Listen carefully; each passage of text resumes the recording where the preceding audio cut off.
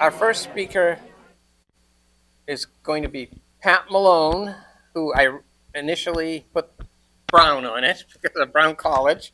But Pat Malone, he's going to give us a really interesting talk about Saltaire in England, where he was last year, right? Okay, Pat.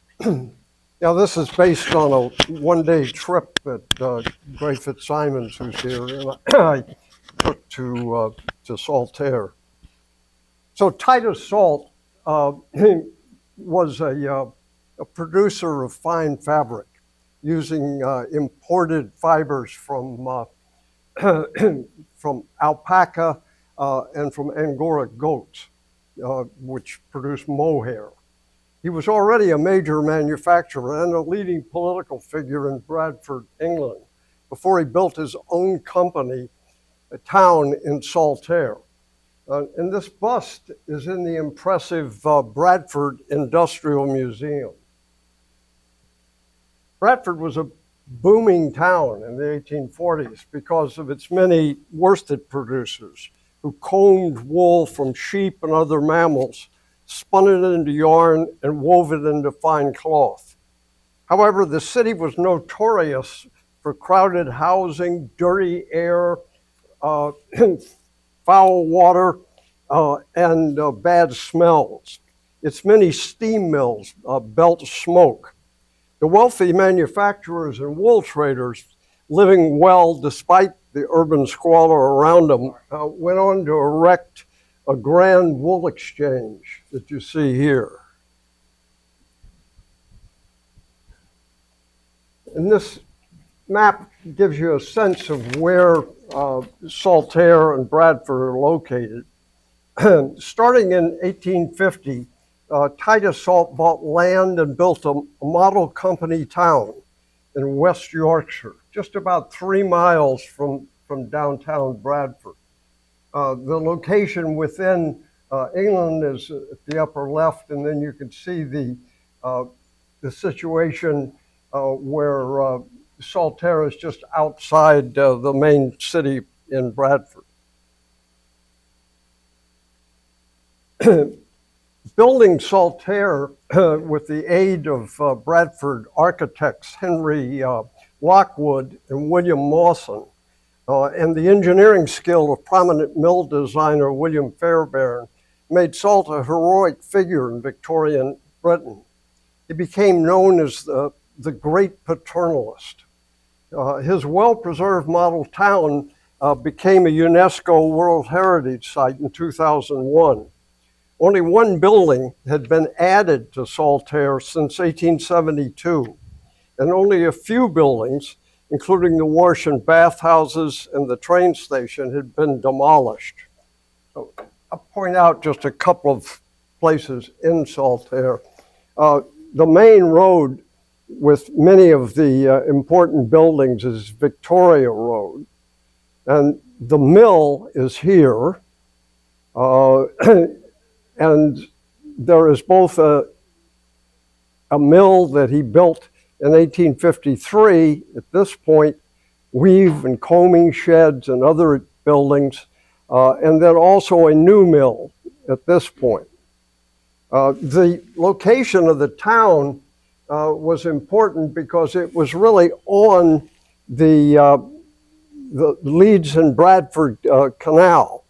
And also on the River Aire, and a railroad ran right through it. So the rail line runs right in front of the mill. The housing you can see in these dense terraces, and there are some important buildings that we'll see as we go through. The dense housing in the town was relatively close to the mill, and the mill is visible at the upper left. With a tall chimney that helped disperse smoke.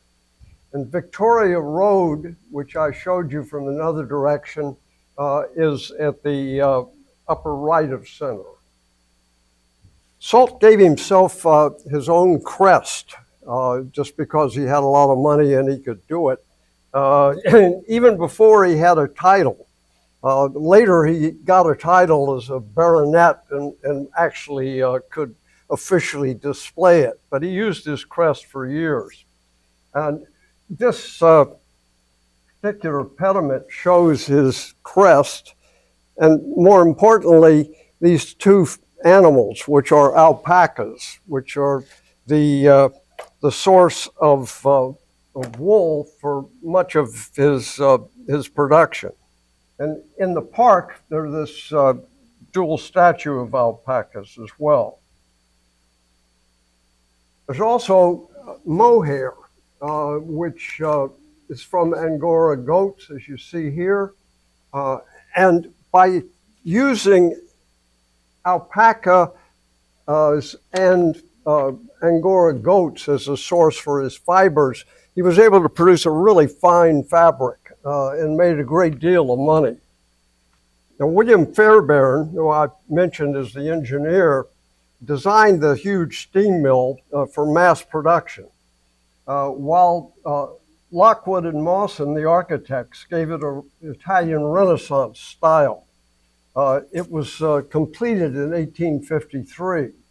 They also had allotments, garden allotments for vegetable growing for the employees in front of the mill. The chimney is a very dramatic structure. It was 250 feet high, designed to avoid the air pollution that plagued Bradford. And Salt had been the mayor of Bradford, and he really felt bad about the awful smoke in the town. So he was determined to avoid that in Saltaire. It's been cut down to 250 feet for safety reasons, but it's still a pretty impressive structure. And it was positioned specifically so that westerly winds would blow the smoke away from Saltaire. He also installed smoke burning equipment, which may or may not have worked very well. There was already a weir or a dam on the River Aire from an earlier water-powered mill, and Salt used the dam to provide soft water for his boilers, cold water for his condensers, and clean water for wool scouring and dyeing. Water for all these purposes was scarce in Bradford.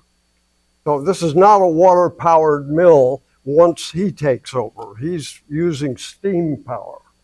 But he does need the river for all those purposes. And Salt wanted his employees to live in this town. The original plan was for a much bigger town.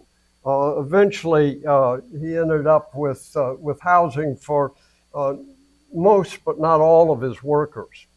Now, neither he nor his sons ever lived in the town. It's interesting that he had a whole sequence of manor houses in the country.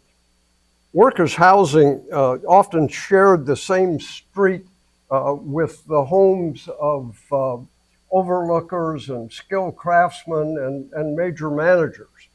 So although there was a certain stratification, it wasn't just a pattern of workers here and managers there. The small garden plots that you see here mean that these are particularly appealing dwelling units. And the rents vary depending on the quality of the housing. And over a period of years, they built housing of slightly different styles. The mill employed about 3,200 workers, and 2,500 of them lived in Saltaire. In 1871, the resident population was 4,300. And at that point, housing was in considerable demand. Single workers usually lodged with families. There were only a few boarding houses, and they didn't last. So this was not a copy of the Lowell system, which depended heavily on boarding houses. This was much more like the Rhode Island system with family employment. Unlike Bradford, there were no back-to-back houses. Each house had a lavatory beside an alley, and you could see the the low lavatories here along this alley in one of the housing terraces.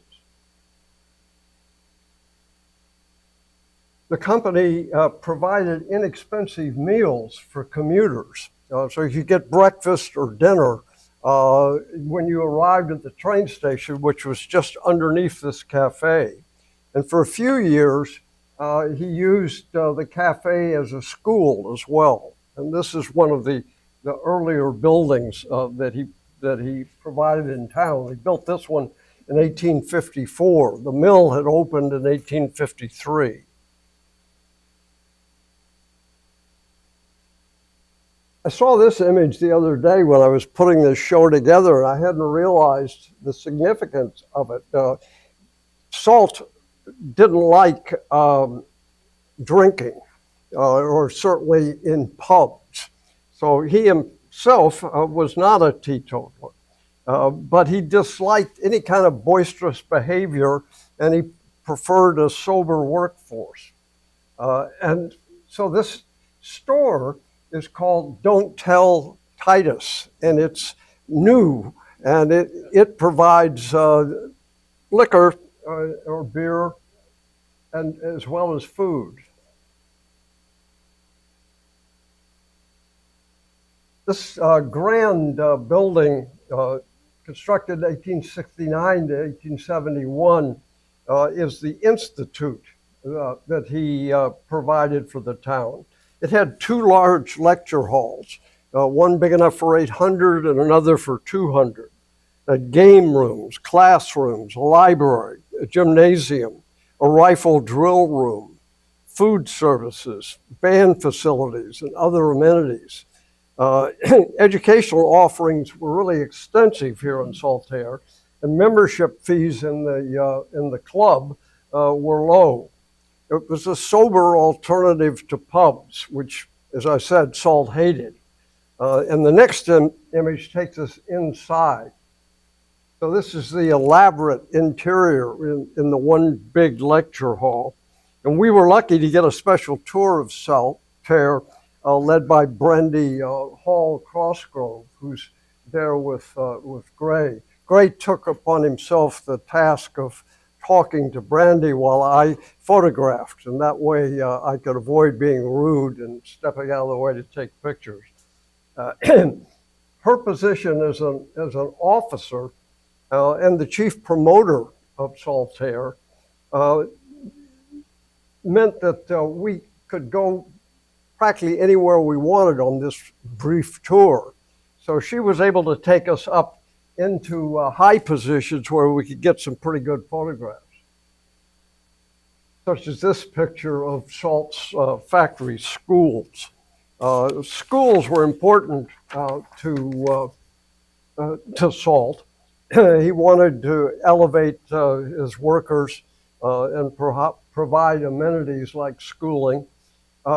He built these schools in 1868, and they were free until the 1890s, when the Salts gave up control of the town. An average of 800 students came daily.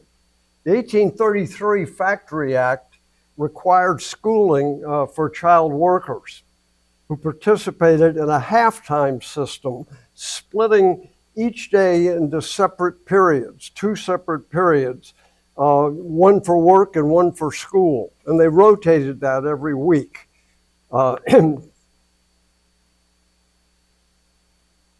He also promoted religion, particularly dissenting religion, religion dissenting from the Anglican Church.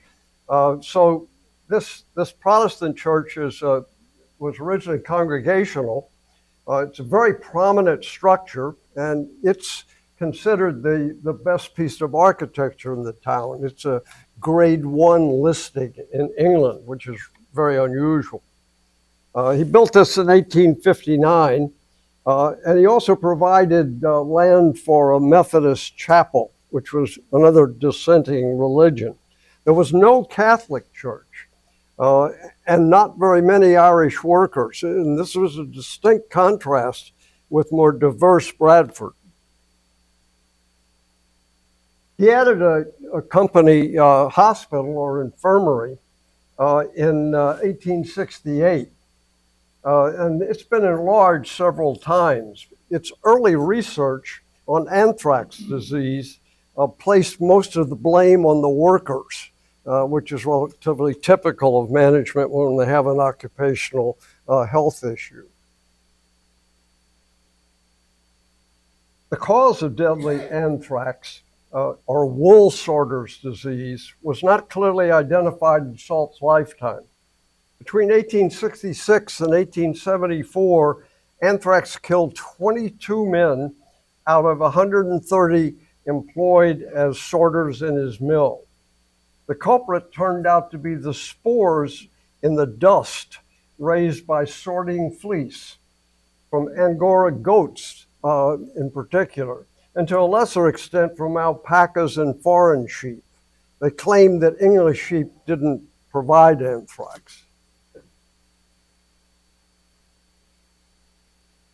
The landscape setting for Salt's 1868 almshouses was the only real green space downtown. In this way, it was really quite different from Lowell system towns, which had parks and elm-lined streets. Retired or disabled workers were glad to live in the company's Gothic almshouses. Salt added an elaborate office that you can see labeled on this image to his 1853 mill, and he went on to expand the complex up to the 1870s. A new steam mill in 1868 is off to the left, and that occupied the site of the earlier water-powered mill that had been in the area. The mills were steam-powered, and you can see the smoke coming from both of the stacks.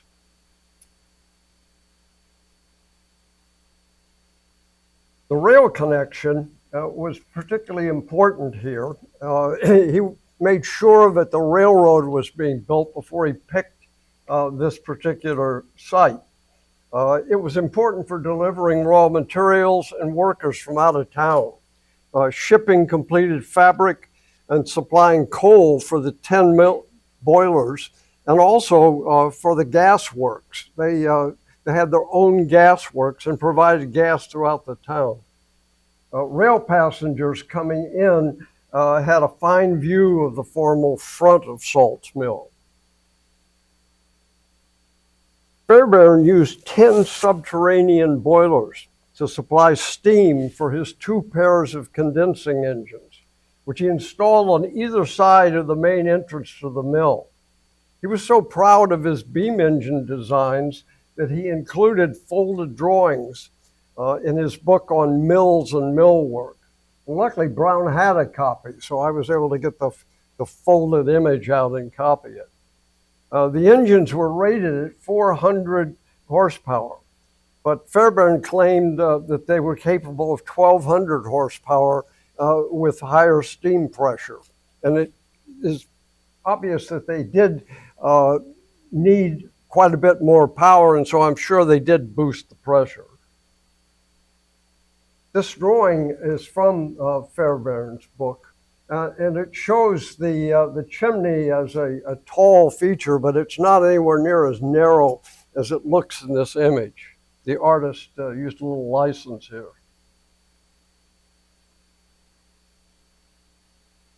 The gates that you see here limit access to the mill, and that's really a sign of industrial paranoia, which is something that I'm interested in. Although Salt's mill had less labor unrest than most mills in Bradford, it still had 2 strikes during his lifetime, in 1868 and 1876.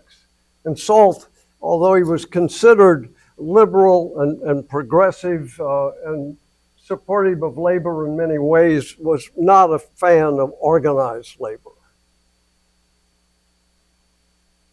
The entrance to the office is here, and it's a grand entrance. Beyond it is the chimney for the new mill. Managers in this office building, including Titus and Titus Jr., exercised a great deal of control over their workforce. Discipline was rigorous in the mill. Disorderly behavior was forbidden in the town, and potential loss of employment and housing was a serious threat. There was no local government. The authoritarian company ran Saltaire with minimal input from nearby Shipley.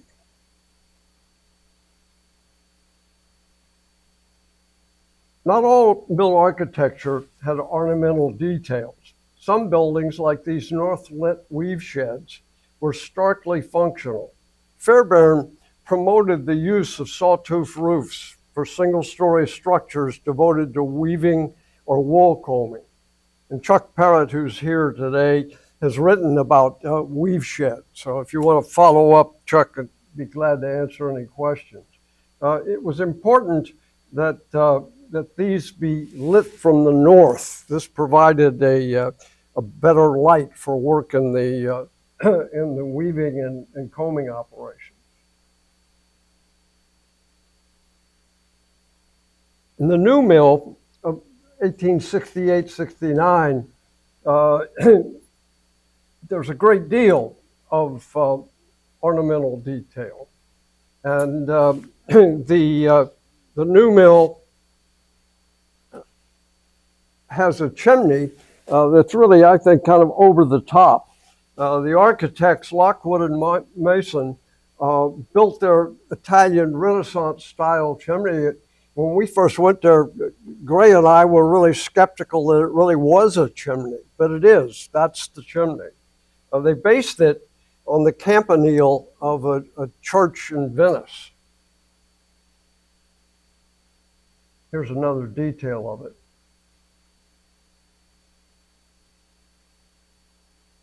Once a valuable part of the transportation network for Salt's mill, the still operational canal is now an asset in the promotion of tourism in West Yorkshire. So the Leeds and Liverpool Canal is 145 miles long, substantial structure, the longest canal in Britain.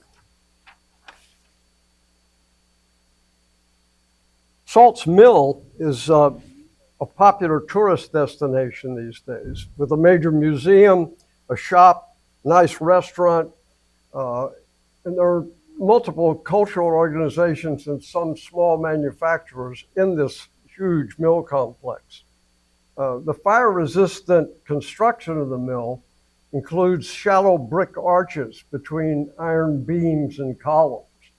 They call it fireproof construction, but I'm always skeptical of anything that's proof of resistance to fire. The structure really here shows in the shop. You can see all of the features.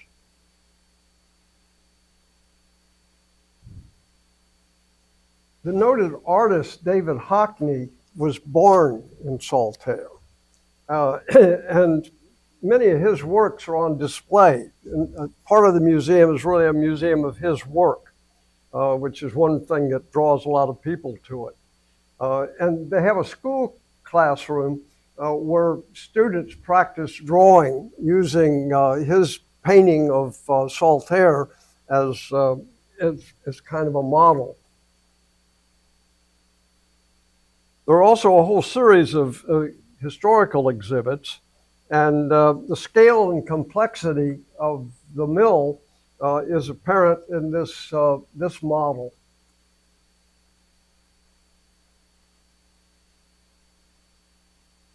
Ian Beasley was from this area and spent many, many years photographing workers in the textile industry as the industry died. And it did die in the 20th century. The worsted industry in Britain slowly faded away. The image that you see here is a contact sheet blown up to huge size as part of an exhibit in the mill. And It's called Life Goes On. And Beasley focused on the decline of the textile industry in Saltaire. So he was in the mill quite a bit. And this is a really powerful photograph by Beasley. He captured this image of Harry Greenwood, who's there at the bottom at the right with the coat on. He was the last weaving shed manager. And this is taken on a day in 1986 when they scrapped the jacquard loom that he worked on when he first came to Saltaire. So it was a poignant moment for him. Just across the river is a large landscaped area that Salt bought as a park for the community. The river is there in the lower left, and you can see the large park. You can see somebody walking their dog. Salt provided space and made everything open without charge to residents of his town. Many types of sports and other organized recreation were available in the park, but he didn't allow dogs, he didn't allow drinking or any kind of rowdy behavior. And if you messed up in the town in some way, he would list you on a sign at the entrance to the park, and you'd be banned for a period. So they also closed the park at night. So it was somewhat restrictive and fitting his rather rigid form of paternalism. Today it's called Roberts Park, and that's for a later mill owner. The later mill owner kept the park, but he named it for himself, following a tradition that Trump has picked up on. Along the river, there's a boathouse that is part of the recreational facilities available. And they even altered the whole shape of the river for recreation, including swimming, boating, and fishing. And Titus Jr. actually stocked the river for the fishing club in the town. All of this, of course, is upstream of the mill and the effluents from its wool scouring and finishing processes, some of which may also have gone into the canal. In the park, there's a pavilion open today that's part of the original design of the park dating to 1870. And up above it, you can see a statue.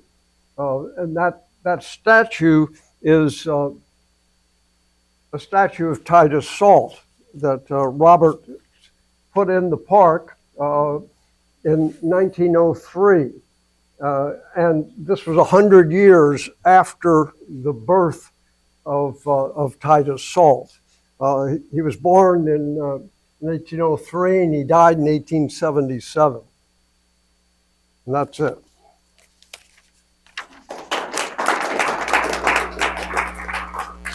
Okay, does anyone live in the housing? Oh yeah, Really? town's completely Oh, good. packed. In fact, it's very popular. It's difficult to get away. It's still much nicer than Bradford, in my opinion. And it has become, in effect, a suburb of Bradford. Were the houses sold off at, or are they still? Oh, that's a good point. The houses were sold off. The Salts actually divested themselves of the town in 1892, and then in the 20th century, about 1930s, they sold off all the housing. Would you consider this community part of the kind of utopian movement that was popular back then with the Quakers and the chocolate effect? It's interesting. There are levels of utopian. Model company towns are often considered utopian, and by some standards they might be. But certainly in England, where you had David Dale and Robert Owen building New Lanark, which was truly utopian, there's really quite a contrast between the type of paternalism that you might see in New Lanark and the type you'd see here in Saltaire, where it really is a much more closely controlled environment. So it's utopian, certainly in physical form. It's a beautiful design, architect design. Chuck's an architect. You're probably ecstatic over having these big-time architects from Bradford come out and handle basically the design of practically everything. Do you know if, well, it looks like a really nice, like a neighborhood or town setting where people would feel really comfortable living there. But do you know if they were paid with like a certain currency that could only be spent in the town, so they're sort of stuck there? No, it's not like coal company towns with script in the store. There are a number of stores in the town, but as far as I can tell, they were private. He just allowed, and they're all on that Victoria Road. Are there grades of mohair? I've always wondered at the appeal because I find it rough, and a good chum of mine bought he crowed about a mohair sofa here. 2 weeks later, without telling me, he had sold it. So it was very rough to sit on. I'm just wondering what its appeal is. I really don't know, to be honest. I mean, the advantage is it's a long staple, it's a long fiber. So's alpaca, but they are dirty and curly, and that's why the mechanization of this process was very difficult. And Salt deserves a lot of credit for helping to refine the mechanization of wool combing. You had to comb it. Once you combed it, then you took care of a lot of the irregularity. It actually combed and spun will create a really fine yarn. They also mixed it. He did a lot of worsted production where they used a cotton warp, and then they used mohair or alpaca or wool as the weft. Okay. And they could create a really shiny looking fabric. So it was attractive, and it was popular for quite a while. The popularity faded in the late 19th century, and softer looking wools became more popular. But then worsted comes back in the United States. In the early 20th century, Providence is the biggest worsted producer in the world. Yeah, I think that mohair was used extensively in upholstery because it was so durable, and it wasn't the most comfortable. Thank you. Yeah. Do you know about if, once they completed Saltaire, did all these workers leave Bradford and the slums and everything? And That's a good question. He had 6 mills in Bradford, and he basically drew on his workforce for most of the employees. So they moved out of, Bradford was a pretty tough place to live, and the housing was not really good. And they were glad to move to Saltaire, but he never built enough housing for everyone. The original plan was housing for everyone, but he never got that far. But I think that the original workforce were mainly his workers.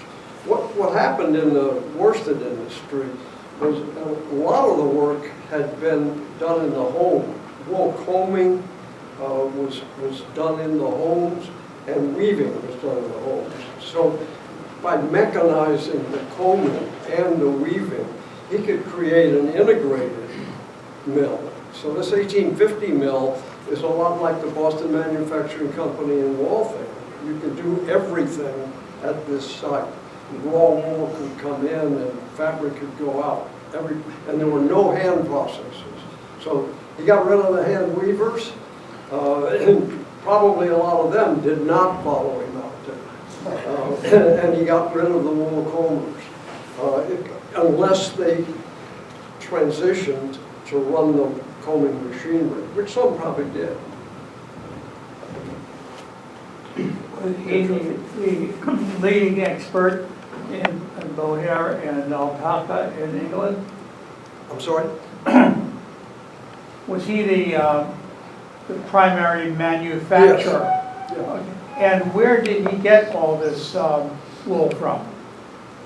Well, the alpacas were rare in Britain, so they would bring them in from South America, bring the wool in from South America. The Angora goats, primarily from Turkey, so they would basically shear the alpacas and the goats wherever they were and then ship it in. And you could get it here by the canal or by the railroad or by road for that matter.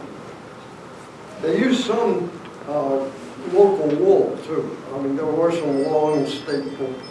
Merino was relatively long staple. I believe Elda. Sawtooth roof question. You said they were facing north. Right. It seems, wouldn't they get more light if they faced I south? was just asking Chuck about that a half hour ago, so I have a whole explanation from Chuck. Let Chuck explain it. It actually, it makes good sense. You don't get the sun rising and shining in your windows, and you get a diffused light, and apparently you get a higher quality light. So in weaving and stuff, you have to be able to really see colors, among other things. So I imagine this is pretty Another major valuable. point was the fact that there were no shadows cast from north light onto the wood floor. Yeah, all useful. You showed us the last of the giant looms there.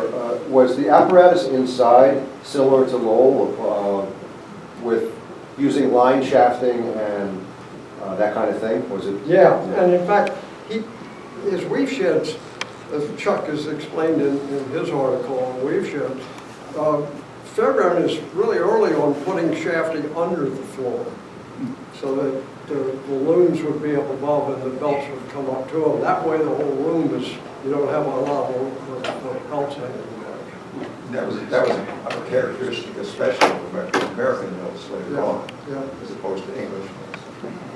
Can you see an example over there of the old mill setup anywhere? Is there like a place? Yes, in Britain there are quite a few. But not in Saltaire? Not in Saltaire.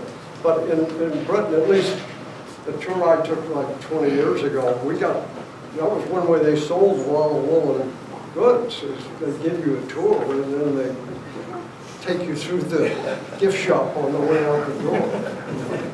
Thank you, Pat.